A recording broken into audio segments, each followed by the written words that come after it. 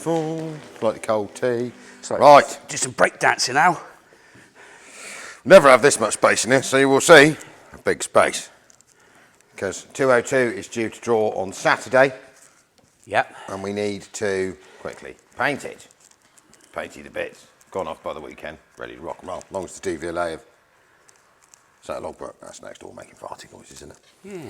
So a while ago, I decided what I'd purchase is one of those Vevor inflatable paint booths.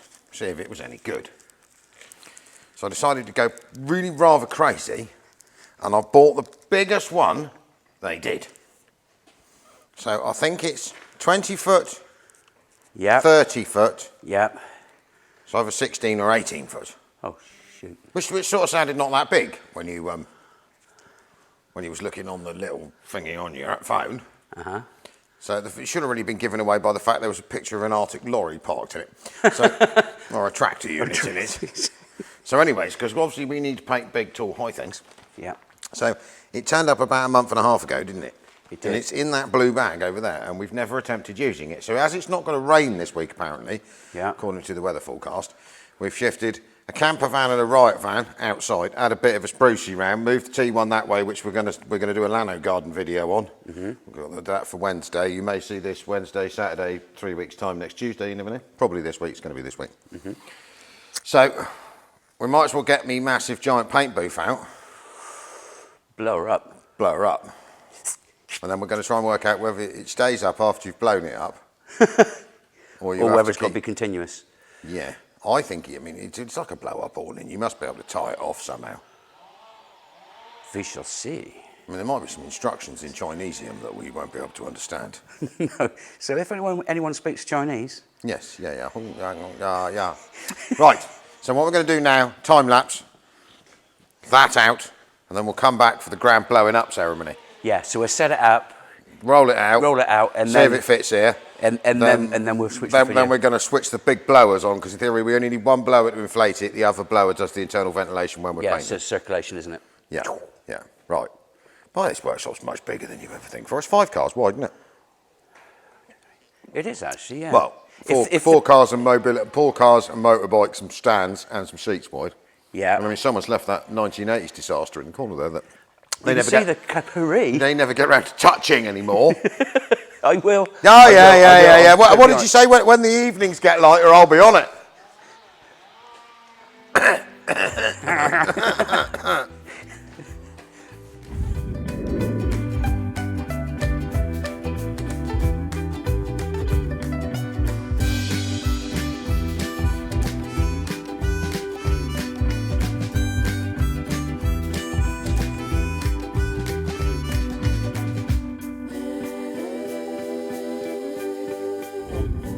Right, so we need a big blowery fan for blowing it up, and the smaller for blowery fan ventilates it. But the only thing I'm not quite sure about is which tube does what. Oh. So we'll figure this out by attaching blowery fans. And see wherever it goes poof. I think that one, I think this one is probably the vent. Possibly, and I think that's the blower. Yeah, I'd say the lower one would be the... Well, it looks like it's attached to the outside of it. Okay, I'll go and grab extension lead. Go and grab an extension lead, and then we'll see what happens. Can only go horribly wrong, can it? Oh. How do you get that to stay on there then?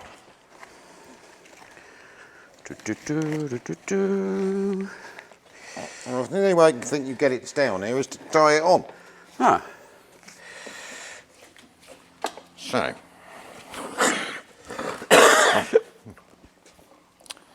One way to find out. There's only one way.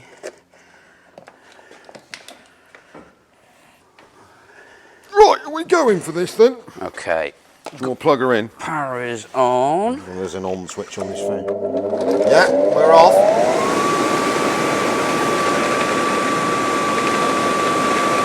Is that inflating? I suppose it is.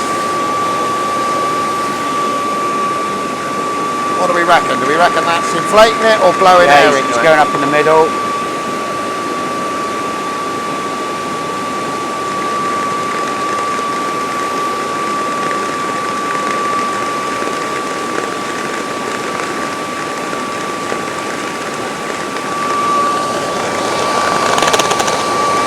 going in there, isn't it?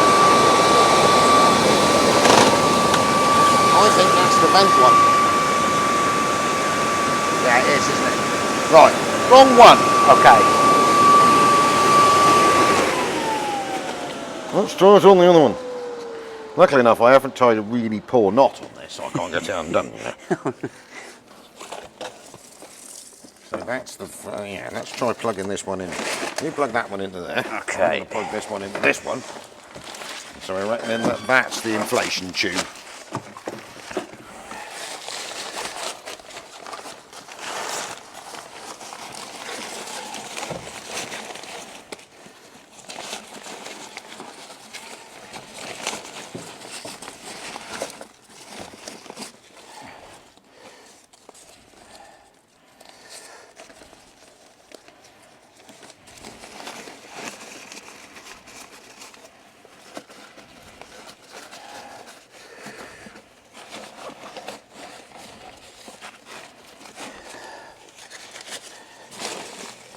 Right, shall I hit it?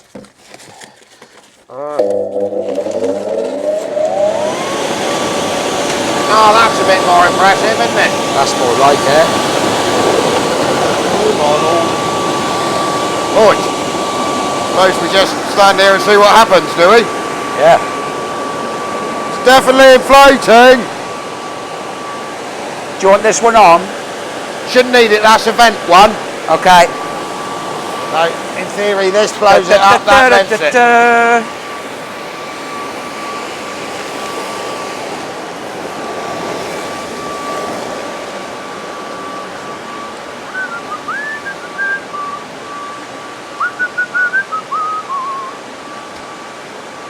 Yeah, hang on. There might be some zip holes down the side that you need to do up that allow you to deflate it. There's one here, I bet you there's one over there. So like a zip in my side that was open.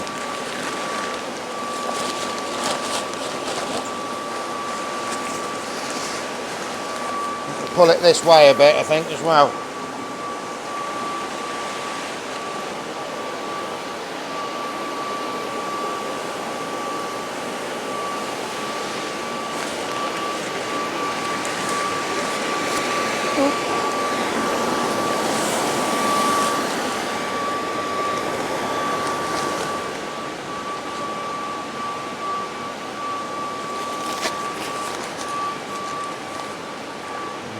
Ah, yeah, so that's why there's a zip here.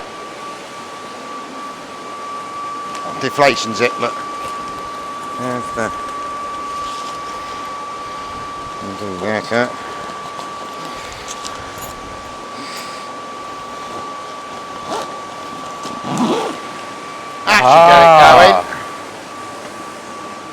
That should get it going. It's like owning a bouncy castle. Oh. You reckon it's big enough?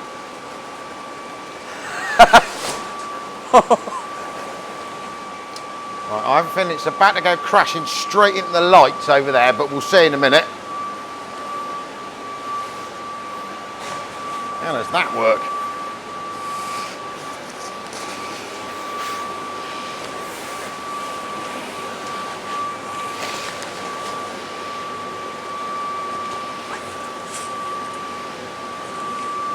Well, might miss the light. Yeah, it misses the light. Jeez. How did you get it there?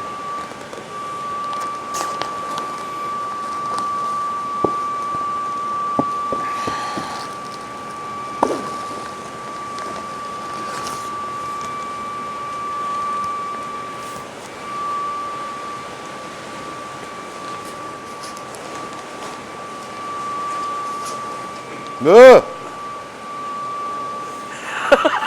Jesus. Oh. Oh. Oh my lord. Hello.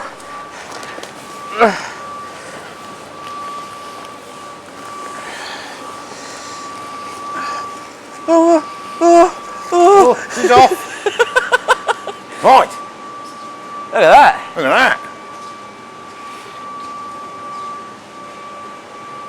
Well, it fits. Yeah. You reckon we got one big enough? I reckon I might struggle getting up the zip. Yeah. I'm going to need a step ladder to zip the thingy up. Might have wanted to zip the thingy up before we inflated it. Anyway, I mean, if we need to spray a tractor unit, there we are. Yeah. Jeez. It's even got a prep room on the back.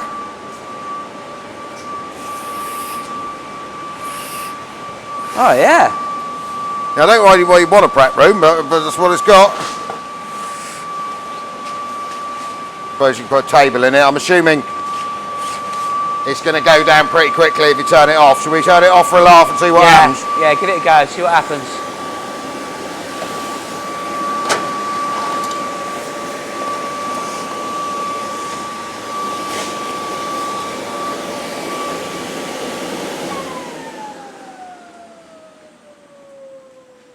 Oh. No, yeah, it comes back down again pretty fast, doesn't it? Yeah. Oh. Oh, Oh no. Hang on, hang on, hang on. Oh. Help.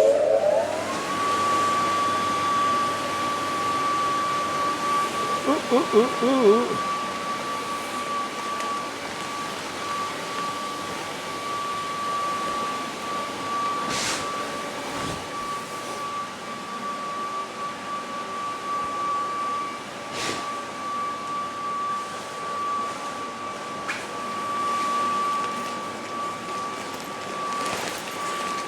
Quite know how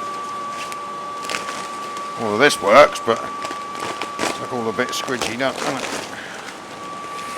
That's going to be a pain in the bottom to put back in the box, isn't it? Yeah. So well, it should be reasonably tough, shouldn't it? Yeah, that's the big front see-through door thing.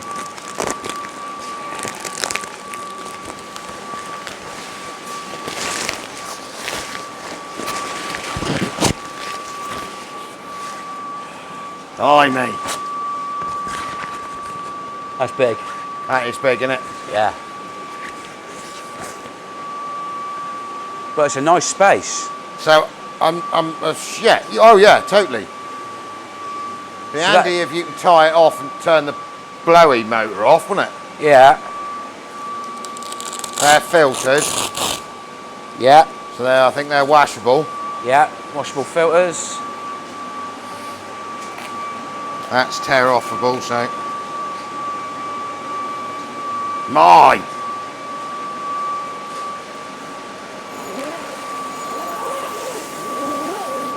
It's like going camping, isn't it? It's just really noisily.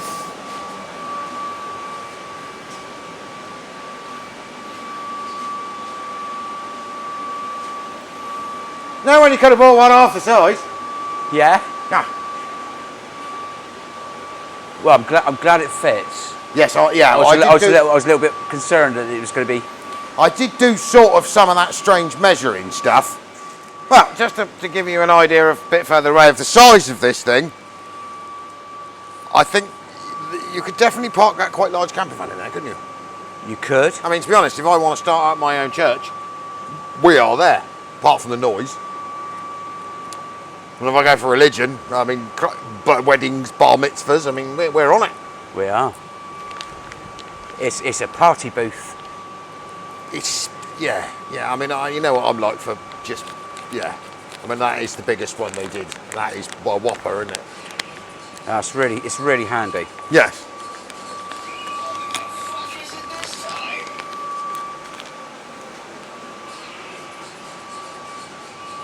Yeah, nice one, Al. That's ideal. Yeah, so, I mean, if we turn it off now, it collapses. That's the only annoyance, in theory, because it should be sort of reasonably airtight, but perhaps it isn't.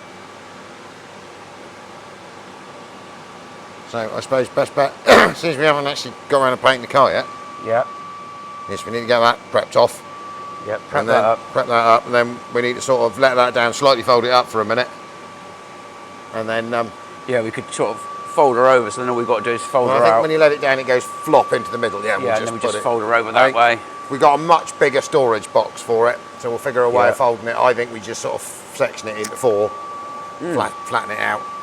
and then basically it's ready to go, isn't it? So you don't leave it up, you use it to paint the car, let the car go off, out you come. Well, yeah, or even let it go off a little bit and then outside, let it bake in the sun. Done, yeah. Superb. I mean, there's no reason why we can't attach the blower heater in the back there and warm it up. Fuck me, that's going to be hot, Al. Yeah, your tent might melt, wouldn't it? It might. But yeah, no, it's ideal, like I say, because if you've got panels that you need to paint at the same time. Yeah, I think that'll work. I mean, the only annoyance perfect. is the fact that I don't think you can turn it off. So you've got to have an 1100 watt motor running flat out to keep it inflated. I hadn't considered that idea. But you might be able to tie it off and it stays up, because what you don't want it doing is going on your painted car. Halfway through a paint job. Yeah. Nah. But Right. it's actually quieter than a spray booth. If you think about it. I suppose. Well, it is a spray booth. It's just an But, you know, inflated. like a proper spray Well, booth. to be honest, it's going to get twice as noisy, isn't it? 2 fans. 2 fans. And a So compressor. the other one, I'm assuming, blows air into the sections at the back there, look, the back panels, and then that, in theory, forces it out the sides. Yeah. And when we're running from there. So that is quite the thing. Yeah. Clean that door drain out. Just meant I ate a load of dirt. It's all in your face. No, I am covered. But actually, the first time ever I blew it out of an airline rather than chip it out with a bar. So Future reference. Future reference. Just do it in summertime. Yeah. So you will see in the middle of the workshop after we deflated our spray booth and put it back over there, because we ain't painting the car quite yet because we're doing this. Yes. So this is competition prize 202. So we had some bumper scuffs, didn't we? We had some bumper scuffs. And then we found There was a little tiny there's a little rust bubble there, so we bubble didn't there. like that. So we're So doing that sorting wing. that. We'll do that wing. So then we found a little scuff on the rear wing. A little scuff on the rear arch here, so it's like So we're doing that bit as well. doing that. And then A little dent in the corner. there was a little dent in the corner there. We didn't like that, so we're doing that. We're doing that. Luckily enough, the bonnet is lovely. The paint on the roof Roof's is good. good, boot's good. Tailgate's got a tiny dinger in it, but we're not Yeah, getting into that. we're leaving that And though. leaving that, you can hardly see it. We'll just scooch this round the other side, and then you can see what we're doing over there. Right, so on this side, so obviously the bumper. It had a bit of filler in the corner of the wing before, which we broke when Al lowered it. Yep, so I've reshaped it. It's actually clean metal under there. So I've So we've undented it as best as we undented can. it. And then, so we're going to paint that bit.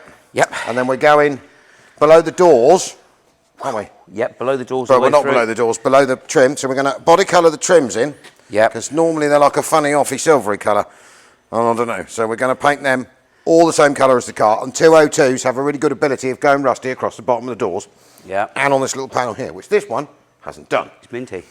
It's minty, so we're going to doubly protect it by flattening that while we're at it, because we've got to paint these trims. Yep, we might as well. Well, go we're going to down blow the whole side, whole bottom of the doors all the way through. Yep. And then that isn't a dent, is it? That's No, just that's where because obviously I'm had a covered heart in. attack this morning, and I was like, what the hell's that? It's funny as hell. So this panel is lovely. And then we're just literally saying to the bumper that we need to body colour. So this is not silver anymore. Mm-hmm. It will be Grissom, Valdi, Gurldy, whatever this colour was. Hurdy-gurdy, flirty-gurdy. Hurdy-gurdy, flirty. And then that is this. That's ready then. It's ready to rock and roll. Well, apart from- obviously clean it. yeah, we've got to send it to be valeted. Yep. But everything is done. Apart from... Yeah, no, everything is done. Everything is done. I was about to say steering rack end, but I did that ages ago. Yeah. So, and then, yeah, polish it to death, make it look really shiny. So if you haven't bought a ticket, buy a ticket. It's ace. This is awesome, guys. If I was allowed, I'd enter the competition, or I'd steal the car from Al and say you're not It is raffling good this fun. one. It's It's cracking lovely. little wagon, I so- absolutely love this one. So, no, it's a really nice little car. We've fully serviced it. Everything's done. Yeah. All the fluids, been right through it. It's got fresh MOT on it. It's got a really good set of tyres on it. It's Brand got new really, tyres, brand new. Well, no, these were a reconditioned set of monoblocks. But they are the German ones, so they're lovely. So it's got a spanky set of wheels on it, new suspension, springs. And she goes like hell. Yeah, it does go like a stab rack, doesn't it? I'm So what I am doing this afternoon is putting the wire in the T1, which has been frying my brain. We're a little bit late with the T1, but it is brain frying. So all of the T1 mechanicals are in, aren't they? So we have an exhaust, engines, gearboxes. We've got the Axles. gear stick mounted. We've just got to clip the cables up. That's the other thing we have to do. Yeah. And we are going to, you'll see later in this video, because this is a Wednesday fixy, but it ain't Wednesday because it's Tuesday, because we're going to film the Wednesday bit tomorrow. for that. Yeah. So tomorrow morning we're going to come in, lift this up when I'm not cutting holes in the front of it to put wiring harnesses through, and we're going to wax oil it or Lanoguard it to death and explain how to do it. So that'll come in a minute after I've explained my wiring conundrum, which is over here. Right, so you'd have seen this a while ago, removing a wiring harness from a Sprinter, simplifying it down, and then running a Sprinter engine clamped to a pallet. Now, this is the main of Sprinter wiring harness via, yes, no, it's all there. That needs to go into a T1. So here is the Sprinter dashboard, which we are using in the T1 with minor adaptations. Now what I've done, obviously I need, on this Sprinter dashboard, now it's fitted in the T1 and is the main light panel. Across the bottom of here are a load of sort of telltale and warning lights, so your indicators, your fog lamps, your bits and bobs. We'll be keeping the rev counter, we're keeping the speedo because we're going digital on that, we're keeping the temperature gauge, we're using the fuel gauge. So basically that involved figuring out what all of these did. We've done that, know what all they do, got it all written down, all the voltages, the blah blah blahs. There is questions with fuel gauges, but we're on to that next. So then basically, obviously I've got to try and tuck this all into a truck. And I've got these quite nice kits that allow you to put proper waterproof clip connectors on, that I've had for ages. So basically, otherwise you're just dragging this massive wiring harness around that's not separatable. So what I've done is fitted lots of clip connectors. They're really quite nice quality that allow you to link the sections together. So this section here, clip connector, they only fit one way. That is the WPS. That's the key reader. There's the key reader, the key chip, and all the bits for the security system. Obviously this one here, which I showed you a second ago, is the dashboard. The main feeds to the computer from the dashboard. That lot going that way needs to be plumbed into the van, into a selection of its wiring harnesses. So here, this is a throttle pedal, which the throttle pedal is fitted in the vehicle. The plates are all made up, and then that is running back through to this block here. And then these are all your main ECU connections, yeah, the ones that power the engine control module. And then this is your starter motor relay for throwing the starter motor, because you don't technically need it, but the computer needs to know that you've turned the key. So that's got to go in as well. And then finally here, which we've got to link some wires back up to, is the diagnostic socket, the Sprinter 12-pin one, that allows you to talk to it if anything ever goes wrong. So I need to get all of this in there. And there goes a fudge. It's creeping past. Yeah. You see that stealthy bastard? So what we're going to do now is go right around the front of the T1, because this has taken me quite a while and hurts my head quite a lot. And then I've got to make some holes in a bulkhead, and then there's some wiring. There's one complete harness coming off of the engine that needs to go into the cab. And I think what I'm going to do is because the steering wheel is off, I'm going to pull the dashboard, the complete dashboard, out of the T1, oik its wiring harness, and then I'm going to sit here, make this fit on a bench. But if I go in the cab, I'll show you what I'm about to do. And this is terribly complicated, so we're not doing this as soon as this kit, because this is taking hours, but it's going to be such a cool thing. This is proper resto mod. That's not a bit American. So you'll see T1, power steering, bolted in, intercooler pipes, curves to the turbos. We've got some metal sections to make, but we've got it all to fit. Intercoolers, this is 270 CDI ML. It's much shorter, lovely, same sort of displacement, perfect for this engine. This radiator is 310D, slightly bigger core. This will generate a bit more heat and a bit more horse. Perfect. So basically this engine is finally all bolted up where it needs to be. We've got all the ins and the outs sealed off at the moment just to stop stuff getting in there. And this harness hanging here is everything that runs it via the heavy current starter motor wire. So this lot here needs to be through there. So this is the original wiring harness. So all the fuse box is normally bolted behind here. It's all off at the moment. We need to route this up nice and tidily. I want to come up through here, so when you look under this bonnet, you don't go, ugh. And then here we have the peak start module plug. So the heat start module, which would normally have been bolted there originally, needs to be moved. Whether I can get it to go there would be quite nice, because it'll look a bit period. But whether we've got, I think we've got enough wiring, so that's most likely what we'll do, but it's whether it fouls an intercooler pipe that's got to come through here, scooch behind there and go down on the end of here. Now, engine sensor wise, we're going to use, there's on a Sprinter, there is an inline boost sensor on a big plastic lump, massive great thing, and a manifold temperature, or an intake air temperature sensor. So we're using the ML's intake air temperature sensor, which is identical to the Sprinter one, but obviously located in this intercooler.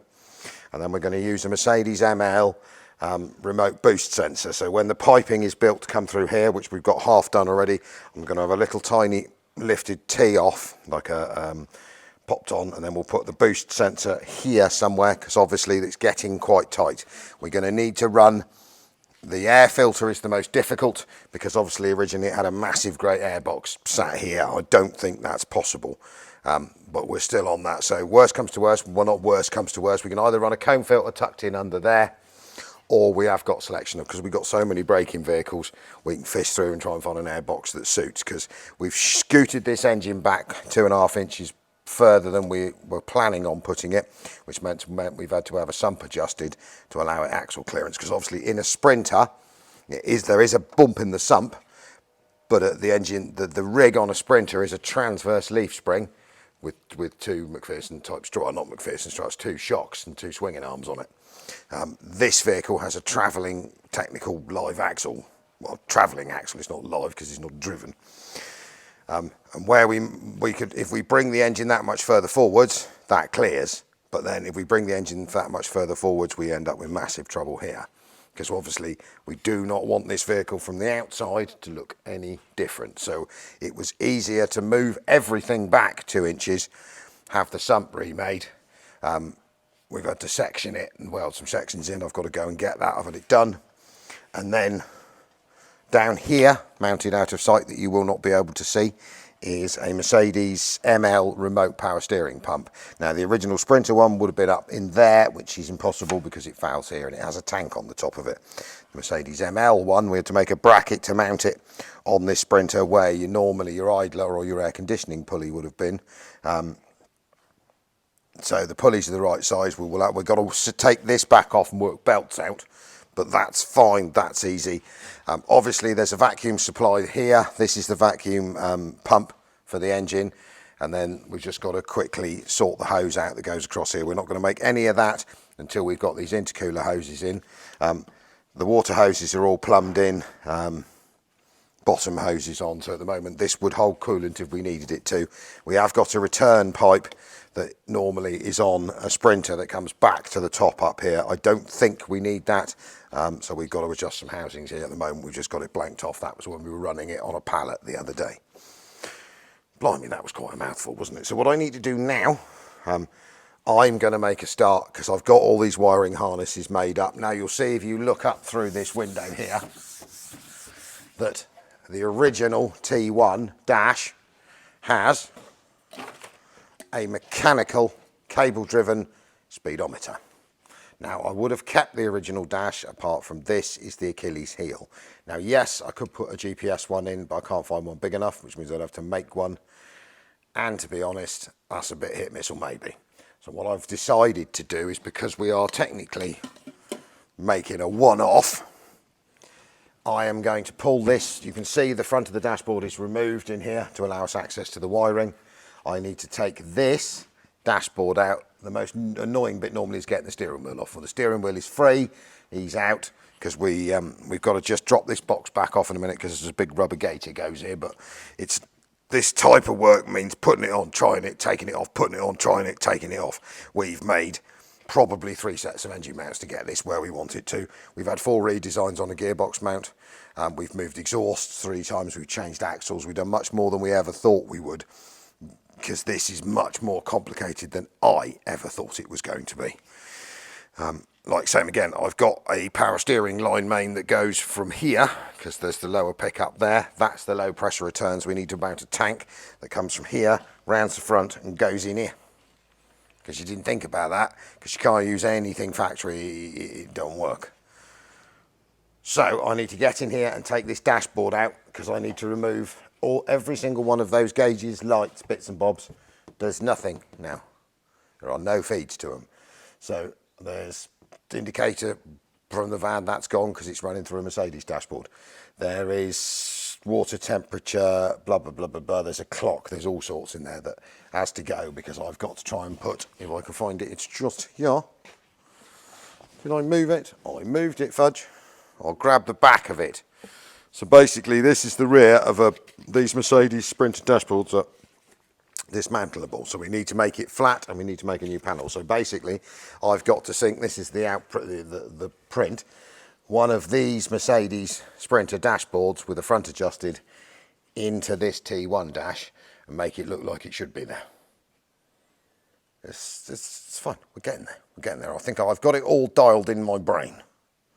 But also there are a certain amount of things that we haven't changed. So control surfaces like your wipers and your wiper motor will still be T1. Your indicator flasher system and your levers on the dash are still T1. Your ignition switch is still T1. So the T1 wiring harness, the supplied one, so this basically here is the engine harness and the main power supplies for a T1. This supplies up into the cab to the ignition switch and then back through one side. So we've got to sort of pick that apart, skinny it down, figure out what we need to keep here. I'll go and open the door in a minute and then I'll show you what we've got to take out on the inside. And then we're going to go yee-haw, woo-haw, lift this up, but it'll be tomorrow, but it won't be, it will be for you, but it won't be for me. It'll be like, well, it will be for me, but it won't be for you. It'll be today for you, but tomorrow for me. Tomorrow for us, yeah. I'm getting all confused now because my brain's gone. You've been doing too much worrying today. Well, I've been doing too much thinking. The other thing we also need to do is we had to relocate the clutch slave cylinder lines. We've got some working out to do because we just need to check what this moves fluid-wise against the Sprinter one, don't we? Yes. One thing we've forgotten to do. Plumb it up to see if I need to make that a Sprinter master cylinder mounted somehow. Brain. Or I think I can use this one. I think by the look of the two of them, I think we might go I think we'll go away with that. So that's on the list of things to do. So I'm going to point my head in there a minute, explain what the next bit, then spend the rest of the afternoon taking out the dashboard. And then when they see us next in 2 seconds' time, we'll have this above our heads and we'll be on a Lanoguard again. A bit of the episode, Lanoguarding. Yeah. But we're going in there first before we go in Lanoguarding. Right, so we now turn up in the cab. Now you'll see there's not a lot in the cab because it's been in and out, in and out, in and out, in and out, in and out, out, in, out, and back out, and then in again, or out again. It's out again at the moment. So here we have sat. This is the Mercedes mounting bracket for this ECU, a chop head off a Sprinter. Because now I'm going to put a hole through this bulkhead here. This is the original T1 fuse board, which we need to keep a section of. And then also we've got an awfully large amount more electronics to possibly run through that, or we'll put a separate board with more modern type blade fuses because there's a load of supplies to wire up that need to be fused. We've got all that written down, and you will see I am leaning against a remote gear lever. This is the third remote gear lever. So this gear lever is 3 litre turbo diesel 2007 Iveco, because originally the T1 has a long gear lever. You'll see there's a hole here. It comes up through and you wave it around. Now that, when we changed the gearbox, was never going to happen. We looked at trying to remote mount it. It wasn't going to work. So we needed 2 cables in 2 accesses, left, right, 4, back. But we also needed, the problem would have come with the first gear stick, is that the reverse lockout to stop you throwing it in reverse gear whilst trying to go forwards was on the gearbox. So we had a look at that, that didn't work, and then whilst ferreting around in the back of the yard one day, I got in an Iveco and was like, hang on a minute, this has got a reverse in a different place. It matches a Sprinter. So this works. So we've got 2 Iveco cables you'll see coming off. Now Iveco cables, one is short, one is long. That gave us a problem, we needed 2 longs. Being a top quality Iveco hoarder, the cables actually mount the same, it's just there's one shorter one because it goes to the top of the box on an Iveco and then the second one goes to the side on this particular gear lever. So what we've done is gone ferreting around again, and I've got 2 long cables that now go snake round down here, do a complete UE, nice cable run, no problems, into the Sprinter gearbox on the side. So we've got it mocked up. We've got the gear lever is mounted. So basically we, because with the other things you have to consider, obviously you've got a seat here normally is your driving position. So you don't want to be over there for a gear lever or here or back here. So the seat box must come in and out 15 times as we move this around to get it to a position where you're sort of sat in the seat comfortably and the gear lever feels about right. So pretty much the gear lever sits, even though it's now a remote tower, in the same place the T1 one would have done. So the T1s, you sit in the seat and you drive slightly with your arm here because the gear lever is between the seats. Done. There is obviously a big hole in the floor to make a bung plate up for. We've done that. And then we've got, just tucked in here at the moment, is the air suspension for the back, just tucked up here out the way. That's got to come back out there and needs to be routed into that footwell. So you'll see a 2.2 CDI sat. That's where it's staying. It's not coming in or out again. There is some plumbing hanging here. These are the heater hoses joined up from when we ran it on a pallet. Now that's easy because both of we're using the T1 heater core. That's dead easy to plumb up. You'll see the clearances are good. We've got loads of room here. We're not going to rattle and bash against a bulkhead.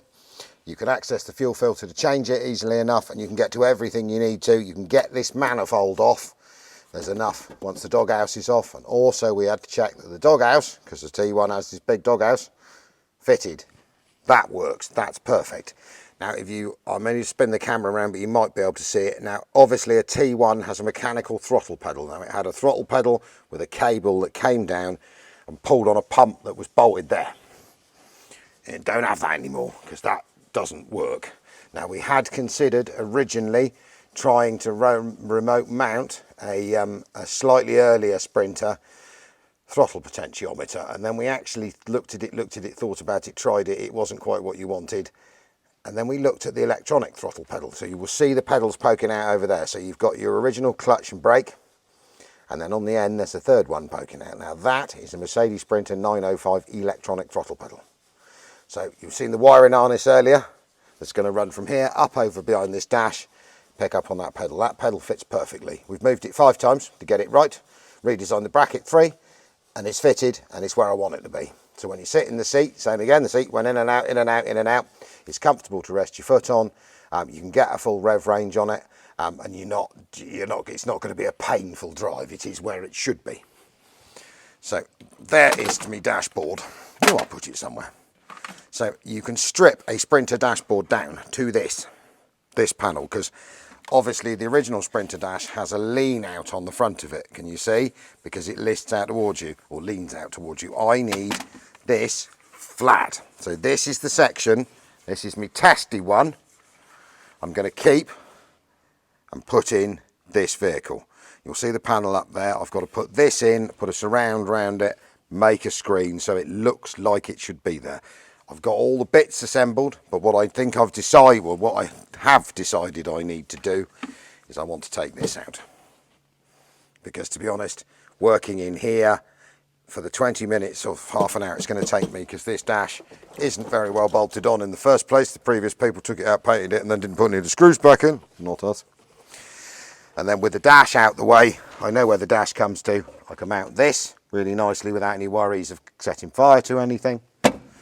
The heater controls, the fan blower is staying, that'll stay T1. The radio, the hazards, all stay. So we need to keep this lever here, which does lights, flash, dip beam, full beam, hazards are here. You'll see the ignition key your side, that is staying, but all of those gauges and all of those lights over there need to be removed and replaced, running through this. And then there's also a couple of other minor things that we need to do. Like we need to work on the door tag switches here, because one of these CDIs knows to bring this dashboard alive, stop it flattening a battery when you open that door or this door. If you get in your Sprinter, if you own one, you'll open the door and you'll look over and the dash will be lit up. Now, the dash isn't permanently lit, it goes to sleep in a degree of seconds after you close the door. If you don't wire that in, make it work on this vehicle, it'll flatten the battery after a period of time, and especially being a camper, it'll be parked up. Now, luckily enough, there is no SRS and no ABS in this Sprinter ECU system, So the seat belts are perfectly functional and the mechanical brakes are perfectly functional. We don't have to worry about ABS. We have obviously had to go for a digital speed signal, but that's worked out really well because, as you'll have seen us chuck in a few weeks ago, this has the back axle fitted in it to match this engine and gearbox. So we're using the digital speed signal coming off, electronic speed signal coming up to the dash through the ECU to run this. And it's the same, the one I've got to overcome, and I'm going to try first before I pull it out and try and change it, is I need to make the fuel gauge work. Now the upside is, admittedly, the fuel gauge never worked in this vehicle in the first place, but it's not going back like that. As to whether I have to take the fuel tank out, which is down there, because Mercedes T1s have a particularly antiquated, difficult, annoying fuel sensor. It's like a floaty thing in a tube. And if the resistances aren't there or it doesn't work, we need a fuel gauge. Luckily enough, the Sprinter fuel gauge is a clip-on the side with a standard sort of lever and float. We can make that fit into this tank with a bit of wiring, and then obviously we'll need to work out its travels so that it reads true. You got all this. I've got all this. I've been thinking about this for months. So, we're going Lanoguarding now, or that, well, yeah, we'll be Lanoguarding like 2 seconds. But that'll be after I've removed this dashboard and tomorrow. But it'll be 2 seconds for you. So I'm going to pull this, and then we'll come back to this in a week or so's time, because it's going to take me a while to get this in, and then this is pretty much one of the major final steps. That'll make this vehicle turnkey and start. Once we've done that, we've got to change the front wheels and work out the tracks, because we may have changed the wheel tracks. We've got to get around that. I know what we're doing there. That's fine. We've got to put the final brake plumb up, the final clutch plumb up, put the front back on, and then obviously we needed to sort this cab. My plan and my original discussion with Paul that owns it was we're going to try and it's going to be much quieter. You haven't got a rattly old manky diesel engine sat there. So the doghouse is really well insulated. The floor in this camper van wants to be really well insulated. This is the original large rubber mat had gone walkies. So I've got a large pack of the dead mat sound deadening, which will go on once before all the final electrical bolt up. So we'll quieten her as much as we can, and then basically we'll make a new mat of some description to go in here. And then the only other thing, this had Mark 5, 6 something Scirocco type Touareg seats fitted in it. But yeah, it's just Fudgy's pulling a face behind me. I didn't like those, because it was a bit un-Mercedes-esque, wasn't it? So when we said to Paul last time he was here, I said, do you mind if because it's upsetting me, if I throw your seats away and give you these two really nice leather Vito ambient seats that I've been hoarding. They're grey leather. Fudge is like our in-house leather seat rejuvenator. So we've worked it out with those. They're electrically adjustable. They're really nice things with armrests. So we're going to put one here, one there, and we've got to make this one twisty round, haven't we? Because he gave us, we've got a bracket for twisting it. So, but those are the final steps. That bit is easy. This bit. That's why you're doing that bit out. That's why I'm doing it, because Fudgy no like the wiring. No.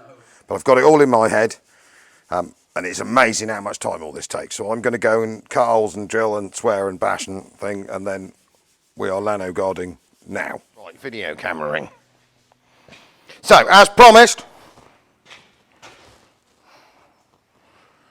we're going to Lanoguard this. So we've been talking to the nice people at Lanoguard, let me get my words right.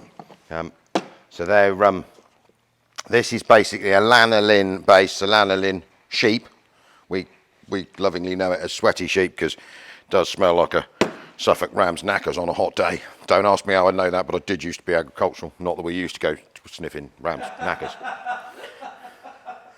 But anyway, you get where I'm coming from. So by the end of the day, I will smell like a sweaty sheep. So they sent us this kit, and obviously we're going to go and we're on their driveway Icons YouTube channel. We were going for early next month, but we've had a bit of a jumble round because the cameraman's doing something, so we've got to organise that. So basically, this nice lady there, she sent us this kit. Now, we tend to buy Lanoguard in bulk. But this is sort of the do it on your driveway kit. So basically the kit that she sent us comes with, you get the little sticker, you put on your truck, says it was Lanoguarded on, because you really need to do this about once a year. This is the Moto grease, so this is lanolin based grease for sort of heavily rusted areas, pins, bits and bobs, stuff like that. And then we get 2 2-litre motor sprays. Now that kit there is $123.99 delivered to your door. We might see if we can get a discount code out of them. I haven't got to that yet. Comes with some instructions on how to put it on. We read them 10 times before. And then we've got some extras, of course, because we do this quite often. So they do these pump sprays. We've got a couple of them. They're good quality, just to give you an Lanoguard ability of hand. And then there's also this, which is the chassis injector. So this screws either on the end of there or on the end of there, and allows you to push this down inside the chassis, and it's got a little 4-way spray nozzle on the end of it. So what we are going to do is we decided, obviously, as this was a free gift, and we're doing this for Paul, that we lift this up, and we said to him, can we Lanoguard your campervan for nothing? And he was like, yeah, crack on. So we are. So I'm going to lift this above my head now, and then I will explain how we apply this, how I think you should apply it, and the upsides against. I'm going to go and get a tub of wax oil. I'm not anti-wax oil, but these sort of they are two ends of the spectrum. So I'll go and grab the tub of wax oil over there, and I'll show you the difference there. So this is the original. Everyone used to wax oil things, and I'm not anti-wax oil, as I said a second ago. It has its place. The main problem that we've always found, because we do a lot of car restoration, as you all know, a lot of cutting and welding, is that wax oil is very good if it was clean, no dirt in it, which is nigh on impossible. And obviously the dirt was 100%, well, not even that, the dirt was dry. What you end up doing with wax oil, if you're not careful, is making things worse. So I'll demonstrate here. You'll see Lanoguard at room temperature. Now in this tub here is clear wax oil at room temperature. I mean, wax oil is very good, it's wax. But the trouble is that if you've squirted this into a dirty chassis member that's got, let's say, I mean, this Ranger pickup truck will have I'll show you in a second what I mean. A chassis section that's full of mud, dirt. So let's say that dirt's damp and you tosh this on top of it, because it won't soak that far into the dirt. You can't get the dirt out. You can't always guarantee it's clean. Unless it was a fresh restoration, then I'd quite happily use wax oil. The nice thing with a Lanoguard is it's actually quite a thin oil, so it will penetrate into dirt and surface rust. So what you're then doing, instead of captivating that damp dirt in between 3 sides of a chassis channel with a layer of wax oil or a layer of heavy wax across the top of it, it's just going to fester and make it worse. Whereas the Lanoguard upside, and I believe, and I know it because we've cut things open after we've done it, is that this stuff soaks into the dirt that you can't get out. So what you then make is the dirt that is impossible pretty much to remove without opening the whole vehicle up and blowing it out, full of lanolin. And then basically that's in contact with the steel. The dirt will stay in there. You can't odds that. But obviously the greasiness and the rust protection is all bound in with that dirt. So you stand a much better chance of slowing it down, stopping it by impregnating the dirt, if that makes total sense. I will, in a minute, toddle over to this Ford Ranger. This is the 2018 one that we have all the time, and I'll show you exactly what I mean on the back of this chassis. We'll do that. I'll chuck that in now. So as an example, you join me here, 2018 Ford Ranger. I mean, you can see this is a work vehicle. Can you see the dirt? There's lots of dirt. I mean, it's dry dirt this time of year. And these chassis on these Rangers, Hiluxes, I think, have drain holes in the bottom, got holes in the side. Now this truck, you can see it there. There is 1 inch of dirt inside this chassis in here. I mean, that there is full to the top. So all of that bottom channel in there is full of mud. So there aren't really any lower drain holes in these chassis. I don't think there's any here. So basically you're going to struggle like hell to get that out of there. I mean, you can try steaming it out, but I don't know where you're going to get it to go. You can blowing it out with an airline. But if you put a load of heavy wax oil on top of that dirt, all you're going to do is seal. I mean, it's like this in there. You're going to seal all that dirt to a chassis, to a piece of steel. It's going to make it worse in my view. If that dirt's damp, you've now sealed a little micro rust climate in there. And I mean, you can see it. You see me there, look, I mean, that's me. I'm not even touching the bottom of the chassis yet. There we are, we're just about through, and I reckon that dirt is that far up in there. So the upside with the Lanoguard, I'll go and grab the motor spray a minute. So squirty moto spray, the little one. So, I mean, things like this, you can see it there coming out of that. You are never really going to get this perfectly clean. But this stuff does soak into light rust and dirt. So if we do this chassis leg quickly, but also we go and pour a load in here. He said turn in the tub so it stops working. But we'll fill these up because we're never going to get that out of there. And basically then this Lanoguard, because it's thin, and it's had 2 minutes in there, look, can you see that it's starting to soak into the dirt? So then that mud and stuff in there is now technically almost like a rust proofer, because the dirt is full of a rust inhibitor. Whereas if you put, do me nozzle up a bit.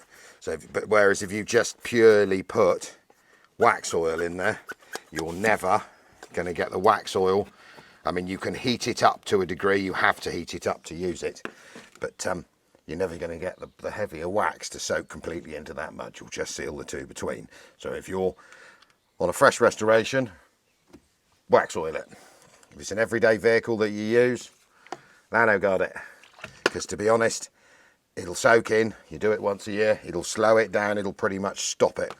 We've now done one lump of Martin's chassis, so that bit of this Ranger will survive. The rest of it will be rotted out in about 5 years' time. But we're going to go and do this first. Or that first, and then that makes total sense. So I'm going to lift this up now, and then we're going to show you process for Lanoguarding big shiny campervan.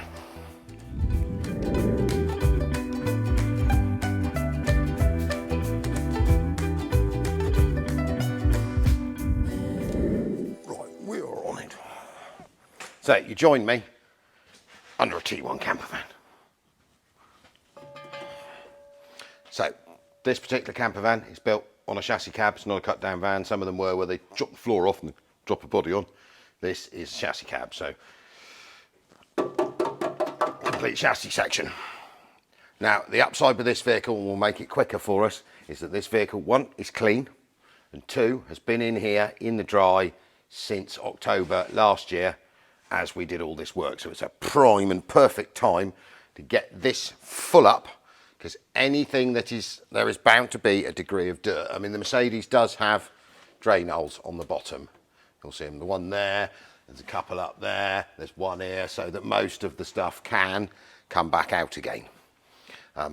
So this vehicle has been in here in the dry for months. This chassis is dry, so if there's any dirt in it, it's dry. I think I've run the dry enough there. So what we're going to do using, we'll take Lanoguard's kit. So I'm just going to stand right in front of the camera so you get a nice view of my shoulder. So the kit comes 2 litre motor spray. You get one of these little pump heads, and you get the screw-on extension that allows you to put, you get like this long wonder lead on it. And what we're going to do is cover myself in sweaty sheep. We'll put the chassis extension on. Now, if you were doing this on your everyday vehicle, what you are going to need to do is clean it off as best as you can before you start. So steam clean it, jet wash it. You need to let it dry out. You don't really want to apply this stuff when your vehicle's wet. Knock any loose rust. You can have a bit of a wire brush or a stiff brush. Just knock the loose off. And I mean, things like this, like these brackets and these pins is where you'd use your heavier grease. We'll do that in a minute. And then for the chassis thing, so basically once you've got this primed up, let's cover myself so you'll see this thing. You get basically like a spray pattern coming out of it. So into one of these chassis members like that. Get it as far in as you can. Start pumping and start pulling it back as you go. So what you're doing in there is you've got stuff sloshing out 360 all the way round. I can feel the sweaty sheep smell coming on already. So the inside of that chassis member will now be dripping and covered. So we'll come down in here. Do that, you can see there we are, look, you get a load come out the bottom, up into a different, so you're going to go in round now, up into there. So push it in as far as you can get, merrily pump away, pull it back as you're doing it. So that bit is full. So then you want to work through these chassis rails. So find any description of access holes. So like this cross member coming out here, you might as well, you're going to get covered, it's part of it. Put her up in there like that. Give it a bit of squirty, you'll see it coming out like that. So that's that bit nicely done. And then on the side of these Mercedes chassis are some tiny little holes. So well, this will go in there, a little bit too big. No, we're in. So push this in down there. So at the moment we're feeding that off inside the chassis to the back of the truck. Sometimes you need more than one hand. Just keep pumping, pull in, pull in, and then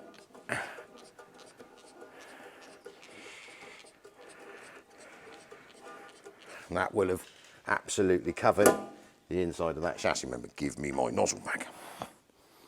So get the general idea. So on the outside of the chassis, obviously you want to try and knock as much loose off. So we're going to come back up here. So we've got an access hole there, same again. Put your nozzle in as far as you can get it. I mean, you can sort of work out your areas. So if you shove that in there, you're going to get from here back to there. So in you go, right to the back. And you're merrily pumping away, squirting stuff in the chassis. Now you can swing it round, push it the other way, go right up into the front as far as you can. Same again, keep pumping. Now this will drip all over you for a while, that's part of it. They recommend to leave them for 24 to 48 hours because this oil sort of sets. It goes off after a while. It's got a degree of steam cleaner proof. You can't wash it off once it has set. I mean, if you try really hard, of course you can. But what I'm going to do now, I will swap over onto a bit of time lapse. What we might do before I do is we'll put the other nozzle on, go back to squirty. Now I'm all covered in sheep. Would you like some sheep fudge? You're all right on the sheep front. Yeah, wimp. Honestly, I can't believe you don't want to smell like a ram's knackers. Gets all the girlies, you know, drives the women wild, just of the wrong variety. It's the same. When if you put your other nozzle on, it's fine spray. So basically, just literally go for gold. So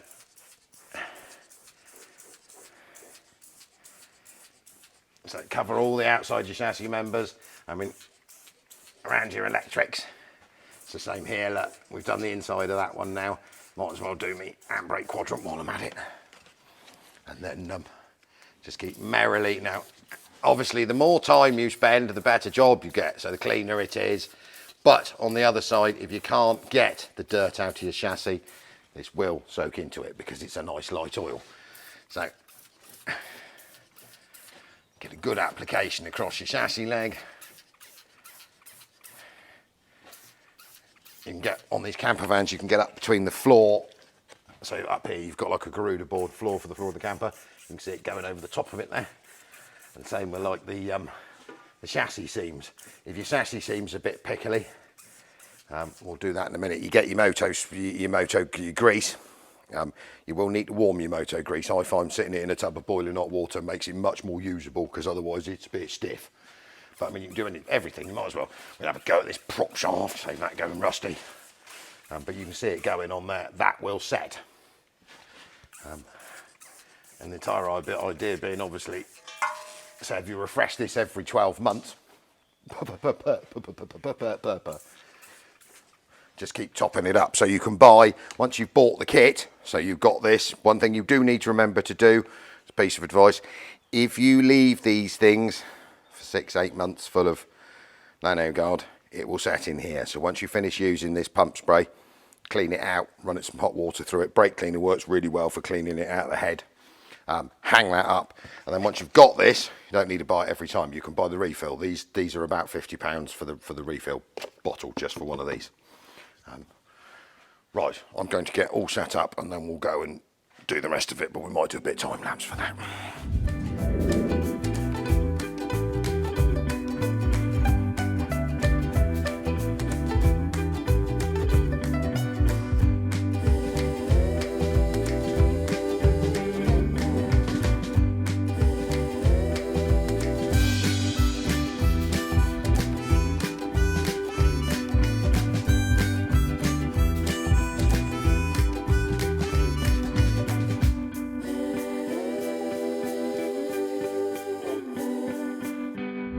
Right, so 20 minutes, 25 minutes. We've done everywhere from the front here all the way to the back, all inside these chassis members. You'll see on this camper van it's got steel cross members for the bottom of the body bolted on top of the truck. Now they aren't rusty, but they're a little bit, I want a bit more on that one. They're a little bit furry. Now, a nice thing with this stuff, it'll soak into that. So the places you can't get to clean them off. You'll see that fuel tank bracket we did a minute ago. I've got a bit of surface rust, quick rub with a wire brush and it's out. Now we leave this, you see it's all shiny, leave this to set. So that's the inner channels all covered. I mean, we've used just over half of that one, a third of that one, because what I did was just split it in two. So we're using this hand pump spray with the chassis, the inner chassis extension. So basically this chassis nozzle you have to buy extra. I would highly recommend it. If you're buying that kit, just order one of these. And I'll probably order one of these tubs because you'll find that you're hanging onto a tub with a thingy on it and you haven't quite got enough hands. So if you put the chassis extension on one of these pump spray bottles, it's designed to squirt on. You've got one hand free to do that. And then you can hold this and pump it. Whereas if you're trying to hold the big one and the remote pump spray and this, it gets a little bit technical. None of it is killer expensive. I mean, I think those bottles must have cost us 15, 20 quid 2 years ago. As long as you clean them out, don't leave them sat for months full of it because this stuff is a wax, it does set. So this is done, this back section. We are Lanoguarded to death.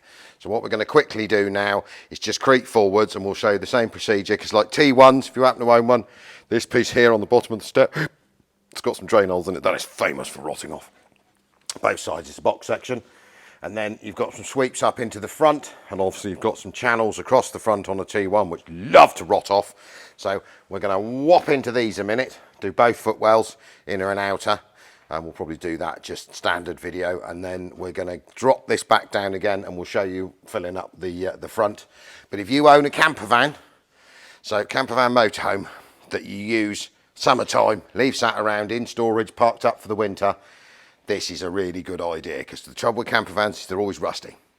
We see them in the motor trade, on this trade all the time, because what will happen is you're like on a damp day in the middle of the winter where it's a bit misty and foggy, the air is laden with moisture, your camper van, so all these chassis members are full of moisture. Now if it was your everyday vehicle, you'd have fired it up and go whooshing off down the road and you'll get a degree of air blow and warmth and heat through and you'll get rid of that moisture every day. Problem with your camper van is you won't, it'll have been sat, even if it's in an inside storage unit, there's still a damp atmosphere unless it is atmosphere controlled as a Vevor camper van, even if it's parked undercover or if it's parked on your driveway, that moisture doesn't get blown out. So what happens is it ends up as, it goes in as condensation, so when it gets cold, it falls to the bottom of your chassis member as water. If it can't get out, then it gets warm again, it condensates, and basically it rots your vehicle out from the inside out. So if you've got a big motorhome, for less than 200 quid, buy all that kit with the extensions and the bits, have it delivered. You can do this on your driveway. I mean, like this vehicle, you'd need a pair of overalls, but I could do what I'm doing now, lying underneath it on my drive. Yes, it's not as easy, and on the upside, you don't have to pay someone like me to lift it above his head, steam clean it to death. You can clean it off yourself, little K Archer or something like that. I mean, a yard brush, a good rub, get the loose off of it, fill all the chassis members up, and then once a year, buy a refill, 50 quid, lean underneath it, do it again. And in 5 years' time, your camper van will still be here. Whereas we had like a 2018-19 roller team in last year that had done very, very minimal mileage. Lovely, lovely thing, but it was ripe underneath. And when we had to ring them up and say, look, are you interested? This camper van that you've done 8,000 miles in 5 years or whatever it is, spent most of its life stood up. The chassis part of it at the front, because most of those roller teams are built on a Renault or a Peugeot or a Citroen, so it's a bolt on. The front chassis section of it, like the cab, was just flash rust everywhere. So it's worth the doing. I mean, you can do everything. I mean, if you'll see, I've done the leaf springs, I've done my prop shaft, I've basically sloshed it over everything, and it'll just keep it at bay. And I say it soaks in. So these cross members here are, yes, there is some surface rust on them. You wouldn't be able to clean them off all the way across. That stuff will soak into the light surface rust. So it basically sort of pretty much seals it, stops it dead, and then once it's set, I mean, it's starting to set now. So I did say earlier, they recommend between 24 and 48 hours before you go whapping off down the road in it. It is steam cleaner proof, so unless you're going to go mental, you can wash it. You can wash the wheel arches out when you clean it, and you won't wash it off. So we're going to go up and do these bits at the front here now. I'm going to fudgies on making coffee. I'm going to have to de-sheep myself. It isn't a particularly bad smell, it's lanolin. And then and we'll do the front footwells, and then we're going to drop her back down.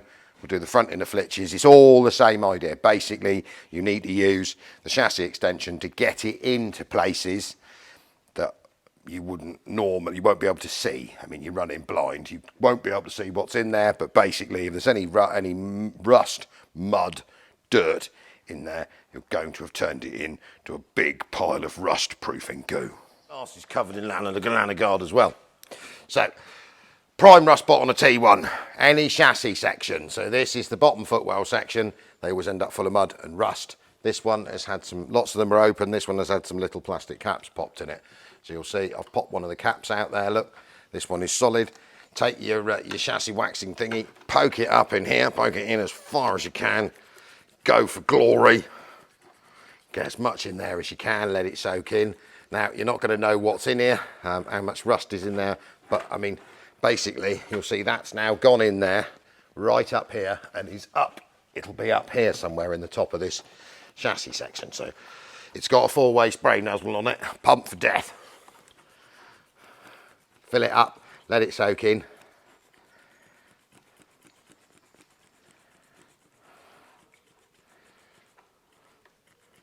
So all of that in there, try not to get a nose full around at Lanoguard. All of that in there now is as best we can, full. I'm going to put this bung back in quickly so it can't escape. Where's a hammer? Never got a hammer when you need one. Not man at all.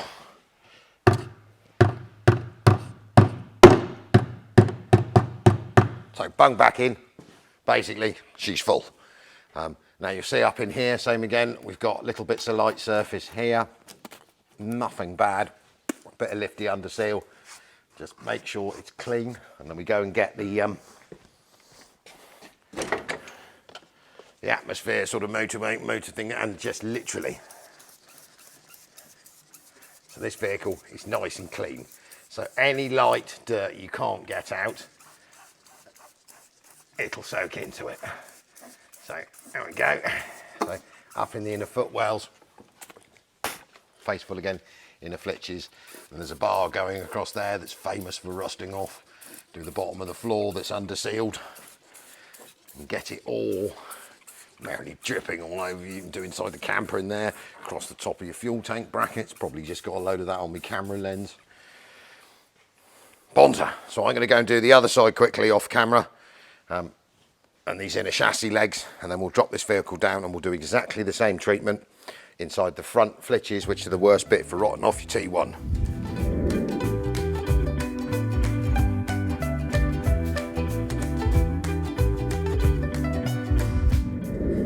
So we're obviously back on the ground. I have found a cup of coffee. Thank you very much, Fudger. So you'll see me do that footwell. I've done this footwell as well. I have left the inner flitches under here on this one for the minute, and I'm going to leave these front chassis legs only because we are still obviously welding and fabricating brackets, and there's no point covering it in Lanoguard to then rub it all over ourselves later. We'll leave the bottom of the front here until we're finished, but it wouldn't hurt just to do so. If you see, same again, the applicator wandy thing, stick it in here, see? This bit rots off of your T1 for a pastime. So you could do it with the front on, obviously the front here, you can scooch down inside, same again, just literally pump it in there. It's got a 4-way sprayer nozzle on it, pull it back as you go. I mean, you can see it dripping out down there at the moment. So it's finding its way through, reverse it, go back up in here. So actually we've managed to go round the corner now, we're up in here. Pull it back as you squirt. Try not to get it coming out of that hole there when you go past. That's all right. And then all of these chassis members are rust proofed. And also you haven't sealed it in, so if there is, let's say, scaly rust, which there's bound to be in here, or 30 years worth of dirt, what you're going to manage to do, now this nozzle now has gone right off down, he's in round there, and you can hear there's a little bit of sort of surface rust in there. It's a bit crispy. It's not rotten, I know that, because we've checked it out, but there's obviously some surface rust on the inside. So pull it back as you go, as I've said 10 times. And basically, we might have another go just in the same bit there so we can get a different. Go any further? Yes, get right up in there, inside the wheel arch.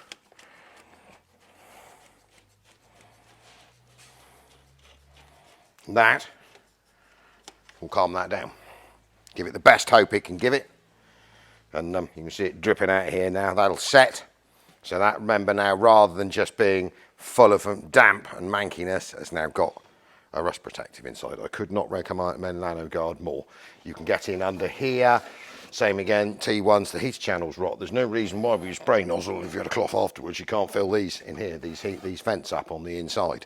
You can't really do any damage. Don't go squeezing it in your engine, obviously, because that'd be a stupid idea. And it's immensely quick.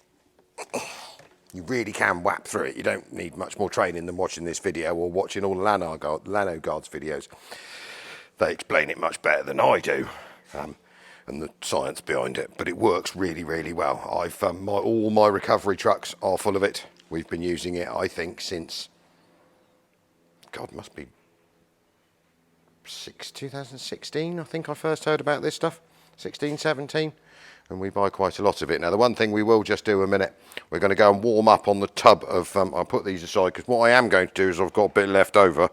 I'm feeling sorry for Martin's Ranger, so I'm going to go and blow the chassis legs in the back out, fill that up with this, and you never know, the next person in 10 years' time might really appreciate the fact that it hasn't rotted out. So it comes with a tub of moto grease. And we might find, actually my moto grease is quite soft today, so moto grease, dead easy. I did have a brush here somewhere that I have now lost. Fudgy? Oh no. Oh. No. They can give me a brush. I found my own. And then lost it. I'm going down here to see if I can find a brush. A few moments later. Right, I found my paintbrush. Now I've lost my tub of grease. Honestly. I know where I put my tub of grease. Put it down here when I went looking for my paintbrush.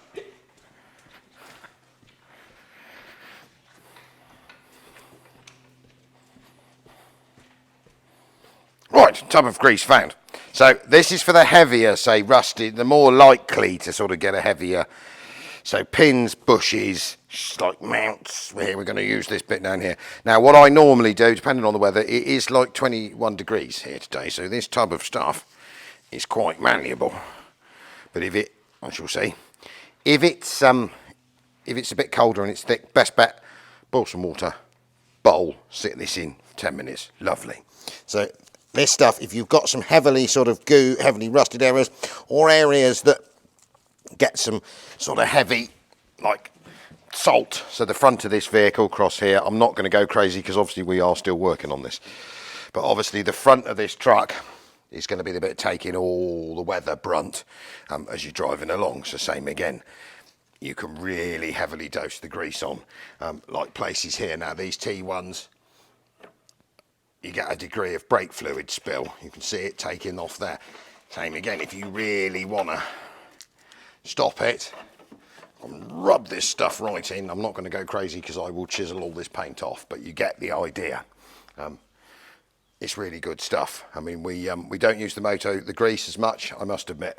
We've probably got about 10 tubs of it, but it's handy to have. So if you've got like a moving pin, a bolt head that you think looks a bit rusty, slop some of this over. The fella that tries to undo it in 5 years' time will like you for it. And it just keeps roost out. Right, I will call that a very quick Lanoguarding video, or a quick lump of a Lanoguarding video. We will put a link in the description to their website so you can go and have a look, and I will talk to the nice lady's Jane and see if I can get some description of discount code. You never know. and I have got to drink my tea, which is there, and then I'm off for an MOT. So I'll bring you out for that a minute, because that's quite an exciting thing we're taking for an MOT, because there will be a video on tomorrow night about that, but sadly it is members only, and then it'll come to the whole of you at some point. We do have a membership thing. I think it starts at $2.99 a month. You get a few extra videos. We really must work harder on it because we've been so busy, but we are going to start really chucking some stuff into the members only side. Don't get upset with me. Everyone has to earn a living. We do pretty much all of this for free, but we do a few extra videos for the people that are quite happy to chuck us $2.99 a month. Or there's about 3 sections of it. It's the price of a cup of coffee, and it does help us out because all of this takes time, and sadly time is money, even though I don't really like the stuff. Right, we're going outside to have a look at this spectacularly cool thing I'm taking for an MOT in half an hour's time. Tea! Bring tea. Do not put tea on paintwork. Look at that.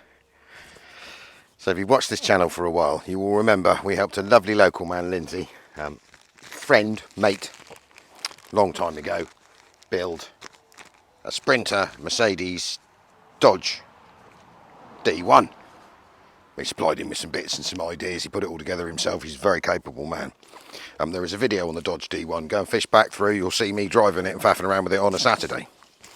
So the Dodge sold to a YouTube subscriber about 6-8 months ago. Well, Lindsay was well ahead because he'd started on project number 2 of 20. He's a bit like me. So this is a GMC. Well, it's an amalgamation of the lot. So I think Chevrolet GMC cab. This is GMC front clip, big one. You know the big GMC trucks. It's got the big long wings on it. Dodge back body, and it's got something really interesting hiding under there. You will pick the 6-stud Japanese 4-wheel drive pattern. BF Goodrich tyres, 15s.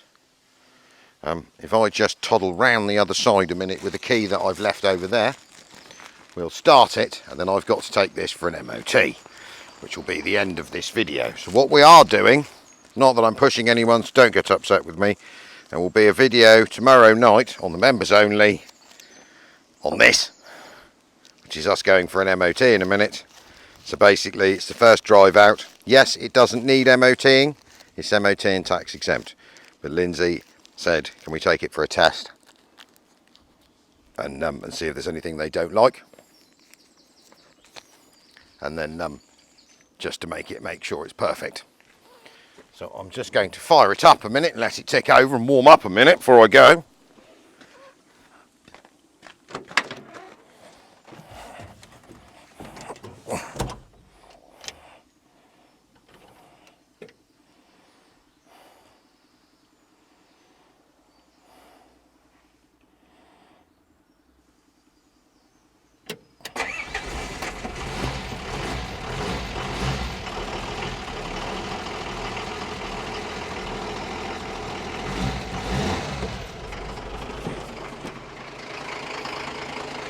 So we're going to sit and let her warm up for 10 minutes before we go.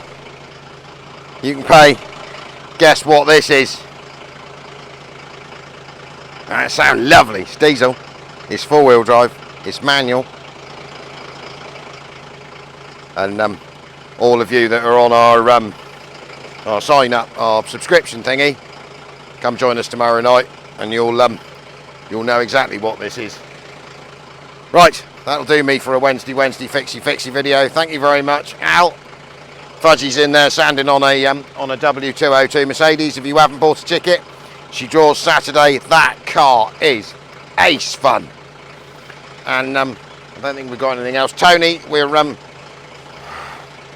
got a dead steering passenger's intelligent headlight. So I've ordered one of those. I'm just waiting for that to turn up. Sorry this is taking so long, but every time I think I've got the 645i finished ready to go for an MOT, it throws yet another curveball at me. So the steering mechanism has gone out in the headlight, and now it won't, with the projector module, turn the headlight on. I've got to take the whole front bib off, because it's a BMW from the mid-2000s, to take the headlight out. Anyway, we will get it to you. Very sorry. Thank you very much. Al, 60 Diesels.